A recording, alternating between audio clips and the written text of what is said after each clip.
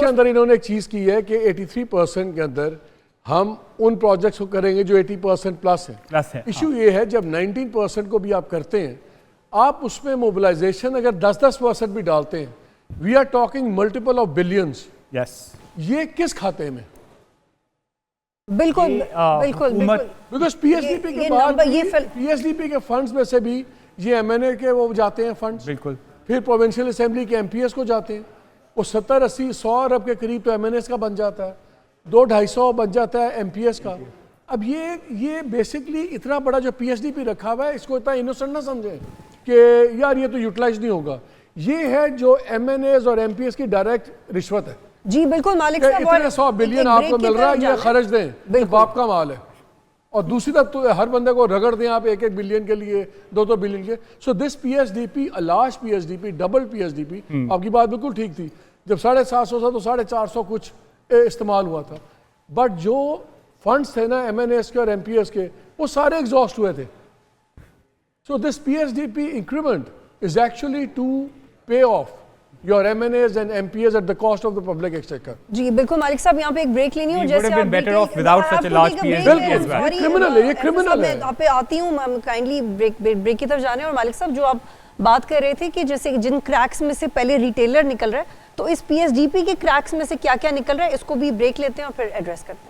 जब वो कहते हैं कि अपना एक्सपेंडिचर कम कर दिया, तो बाद में ये पता चलता है कि वो तो कुछ चंद मरात थी जो कि खत्म कर दी, उसका भी आम आवाम से कोई ताल्लुक नहीं है। तो अब तक पिछले 1 घंटे में हम ढूंढ ही रहे हैं वो कौन से ऐसे स्टेप्स ले गए हैं जिनका आवाम से ताल्लुक हो। मालिक साहब, आप ब्रेक में भी बात कर रहे थे और हम लोग ये रिटेल और रियल स्टेट को किस तरह से काबू करना है, उसमें भी उसकी अंडरस्टैंडिंग ये है कि कोई इतने खास इकदाम नहीं किए गए रियल स्टेट के ऊपर भी। आपकी अंडरस्टैंडिंग क्या है? नहीं, अभी डिटेल्स देखते हैं। इन्होंने काफ़ी जगह पे इम्पोज तो किया है, लाइक फॉर एग्जांपल प्रॉपर्टी लेने पे, ख़रीदने पे उस पे टैक्स रेट्स लगे हैं।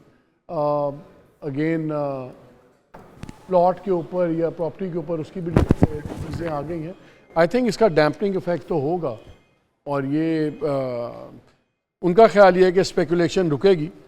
सो मैं वही अभी जरा ठीक है मैं जी चाह रही थी, क्योंकि इससे पहले हम रिटेलर्स की बात करते हैं और कल हमने बड़ी तफसीलन इस पे बात भी की थी। अभी जो इन्होंने ज़ाहिर है कि स्लैब सिस्टम में ये 2.25 किया है, और पहले हमें जैसे कि कल नई मीर साहब भी बता रहे थे कि हमारा मैक्सिमम 1.15 समथिंग जाता है। तो ये क्या डिफरेंस क्या पड़ा है इसमें? जो कल बात हो रही थी वो हो रही थी इनकम टैक्स की। ये जो 2.25 है ये विदहोल्डिंग टैक्स है। There 2 different categories. जो विदहोल्डिंग टैक्स है वो आपने जो चीज़ खरीदी है, बेची है, उसकी प्राइस में होती है। इनकम टैक्स वो होती है कि जो आपने नफ़ा करा है उसके ऊपर। तो दीज आर 2 डिफरेंट थिंग्स, जो इनकम टैक्स है और जो विदहोल्डिंग टैक्स है। इनने देखिए मेरे हिसाब से रिटेलर्स पे टैक्स लगाने की कोशिश हुकूमत सालों से कर रही है। ये मेरे ख्याल से कोई 4था-5वां बजट होगा जब हम बात कर रहे हैं कि यार रिटेलर्स में कुछ करना चाहिए। We may not be there 100% उधर नहीं होंगे शायद, बट एक स्टेप तो लिया है हमने उस तरफ। ठीक है, रियल एस्टेट पे भी एक स्टेप आपने लिया है, आपने डायरेक्शन ली है। ये चीज़ें रिफाइन होंगी एज एंड व्हेन आप आगे जाते रहेंगे, बट कंप्लीट इसको हम ये बोलना भी गलत होगा कि कुछ भी नहीं करा। शायद जितनी एक्सपेक्टेशंस थी 100% तक वहाँ नहीं पहुँचे, बट आपने डायरेक्शन वो पकड़ा है। अभी भी बहुत सारी जगहें हैं जहाँ पे आपको टैक्स कर देना चाहिए था। लार्ज फार्म होल्डिंग्स पे अभी भी टैक्स नहीं है। एग्रीकल्चर का अभी तक क्लैरिटी पूरी नहीं आई है, क्योंकि सब अभी तक बजट देख रहे हैं कि उनको किस तरह टैक्स नेट में लाया है, बट आहिस्ता आहिस्ता ये हो रहा है। ये मेरे हिसाब से जो 2 स्टेप्स हैं, रियल एस्टेट और रिटेल, दोनों की तरफ step in the right direction. ये स्टेप लेने से क्या वो जो हम एक अरसे से बात कर रहे हैं कि नॉन फाइलर रिटेलर्स को हम कन्वर्ट करना चाह रहे हैं या अट्रैक्ट करना, उसमें कोई कामयाबी आपको लगती है? ये पहला स्टेप है, इसका इफेक्ट आएगा। देखिए economy and taxation is not a precise science. ये ओवरनाइट तो हो नहीं सकता। मैंने ये करा है और ये उसका वही रिस्पॉन्स आए।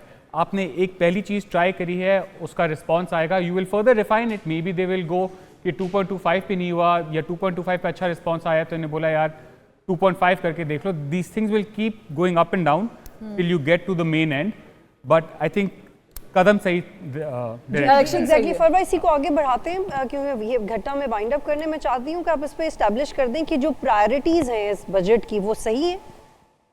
बिल्कुल सही है, क्योंकि हमारी पहली प्रायोरिटी थी कि IMF हमारे साथ ऑन बोर्ड रहे। इसके अलावा और कोई चारा नहीं था। कल फाइनेंस मिनिस्टर ने भी बोला था कि plan A, plan B, plan C सब IMF है, we don't have another plan.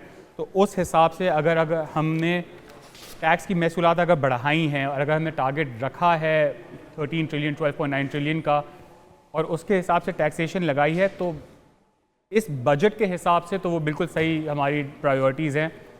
ये बजट इन्फ्लेशनरी होगा, ज़रा सा आवाम पे बोझ और आएगा, बट जो ग्रेटर गुड है कि IMF का प्रोग्राम हमारे साथ हो जाएगा और हम आगे जाके नहीं फंसेंगे, उसके हिसाब से I think we are in. लेकिन आज एक बड़ा इंटरेस्टिंग फ्रेज यूज किया है फाइनेंस मिनिस्टर ने। उन्होंने कहा कि हम सूबों के साथ बैठेंगे और एक नेशनल फिस्कल पैक करेंगे। Exactly that is a very interesting thing, because देखना ये है कि क्या ये नेशनल फिस्कल पैक जो है ये कोई round abound, will it be something to go around, जो बात होती थी फाइनेंस कमीशन की कतगने, जिसपे मिफ्ता साहब भी चीखते थे, रावलपिंडी से बड़ा स्ट्रॉन्ग इसमें था कि जो आपका अवार्ड है ये जब तक NFC नहीं चेंज होगा इकॉनमी नहीं चल सकती, जो सूबों में और इसमें वो चीज़ें हैं।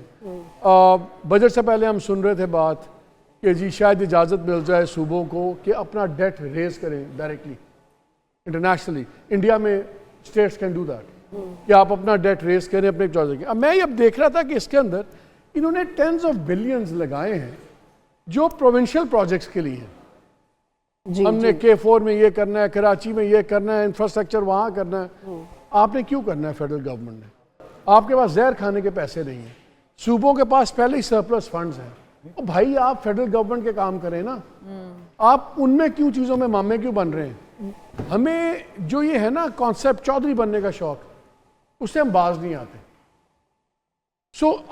मुझे जो सीरियस इस बजट से प्रॉब्लम ये आ रही है कि जो ओवरलैपिंग ऑफ अथॉरिटी थी सूबाई मामलात में, सूबाई मामलात में जहाँ फेडरल गवर्नमेंट घुस रही है वो अभी भी वही है। एग्जैक्टली जो रिस्पॉन्सिबिलिटीज आप एक तरफ कहते हैं कि जी कंप्लेन करते हैं सारे फेडरल गवर्नमेंट वाले, सूबों ने इतने पैसे नहीं खर्चे, रेवेन्यू इकट्ठे किए जितने उन्होंने खर्च दिए, लेकिन उसके बावजूद हम और पैसे खर्चते जा रहे हैं सूबों में। अगर डिवॉल्व हो गए हैं subjects, let them take care of that. आपका काम नहीं है पिंक बसें जाके चलाएं आप कराची में या पिंक बसें आप चलाएं कोयटा में। बिल्कुल प्रोविंशियल गवर्नमेंट का काम है। बिल्कुल। और ये मालिक साहब, अब जब आप बजट देखते हैं, आप इनके साथ फिगर्स देखें ना, यहाँ डेफिसिट, इतना डेफिसिट, आपके पास पेंशन देने के भी पैसे नहीं है। बिल्कुल, एवरीथिंग इज बोरोड। बिल्कुल। और आप जाके सूबाई प्रोजेक्ट्स में घुस रहे हैं। मुझे ये जरा प्लानिंग जस्टिफाई मेरी समझ से बाहर है जी। और जामी हमने सिंध में तो इसकी 12 मिसालें देखी हैं कि वफाक ने वादा किया और फिर उसके पैसे नहीं दिए हों, चाहे वो 11,000 अरब का पैकेज जो इमरान खान के दौर में या जिसकी निशानदेही मालिक साहब करें,